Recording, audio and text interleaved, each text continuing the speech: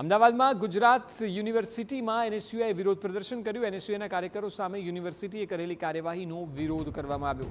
એનએસએસઆઈના 9 કાર્યકરોને સસ્પેન્ડ કરવા મામલે વિરોધ દર્શાવાયો। ગુજરાત યુનિવર્સિટીમાં પ્રવેશબંધી અને એડમિશન રદ કરવા મુદ્દે નારાજગી વ્યક્ત કરી।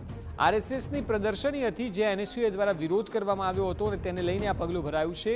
એનએસયુઆઈનું કહેવું છે કે જે વિદ્યાર્થીઓ પ્રદર્શનમાં હાજર જ ન હતા તેમની સામે કાર્યવાહી કરવામાં આવી છે અને તેનો વિરોધ પ્રચંડ થઈ રહ્યો છે।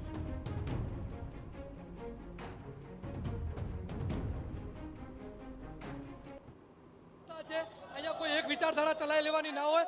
આરએસએસનો પ્રોગ્રામનો અમે વિરોધ કર્યો હતો। જે આ યુનિવર્સિટી છે ભાઈ તમે એક સંગઠનનો કેવી રીતે પ્રોગ્રામ કરાવી શકો? અમે માંગ હતી જે શિવરાજસિંહ બારા અને યશરાજસિંહ ખેર તે હાજર નહોતા એમણે એડમિશન રદ કરવાની વાતો કરે છે। અમે માનહાનિનો કેસ કરવાના છીએ જ્યાં સુધી યુનિવર્સિટી આ બધું રદ નહીં કરે ત્યાં સુધી આંદોલન ચાલુ છે। અને કેમ એ બી ઉપર એફઆઈઆર નહીં? એમણે પણ કેમેરા તોડ્યા છે, તલવારો લઈને ગુંડાઓની જેમ ભર્યા છે। આ લડાઈ જ્યાં સુધી ત્યાં નિર્ણય લઈ લેવાનો।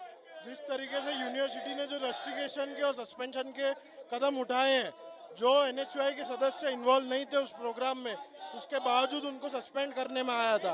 आज उसको देखते हुए कहीं ना कहीं ये पता चलता है कि यूनिवर्सिटी आरएसएस और भाजपा की दलाली करती है। जब तक ये दलाली ये रोकेंगे नहीं, इससे आने वाले टाइम पे एनएसयूआई अपने हक के लिए गांधी विचारधारा वाले भूख हड़ताल जैसे बड़े बड़े कार्यक्रम। हमारी बेनी चर्चा थई अने अमे આજે ગુમરાહ થયા છે વિદ્યાર્થીઓ એના હિતમાં નિર્ણય લીધું કે આપણે અત્યારે પ્રવેશ રદ કરતા નહીં, એને એક મોકો આપવો જોઈએ। આજે ગઈકાલથી ચાલુ છે કે એનએસયુઆઈના લીધે, એના આવેદનના લીધે, એની રજૂઆતના લીધે તો હું જાહેરમાં કહું છું કોઈ એનએસયુઆઈ કે કોંગ્રેસમાંથી મારી ઉપર નહીં તો ફોન આવ્યો, નહીં કોઈ મળવા આવ્યા, નહીં કોઈ આવેદન આવી, નહીં રજૂઆત આવી।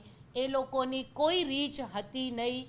અમારો સંજ્ઞાનમાં સ્ટુડન્ટ્સના હિતમાં વિદ્યાર્થીને કેન્દ્રમાં રાખીને અમે પોતે આ નિર્ણય લીધું કે આ પહેલી વખત આ છોકરાઓનું નામ આવે છે એટલે આપણે પ્રવેશ રદ કરતા નથી, માત્ર એમને બધી જગ્યા જવા માટે પ્રતિબંધ મૂકીએ છીએ। આઈ કાર્ડ બતાવીને એ માત્ર કક્ષા ભરે અને એક્ઝામ પૂરતું જ એમનો પ્રવેશ માન્ય રહેશે, બાકી કોઈ જગ્યા એને જવાની છૂટ મળશે નહીં।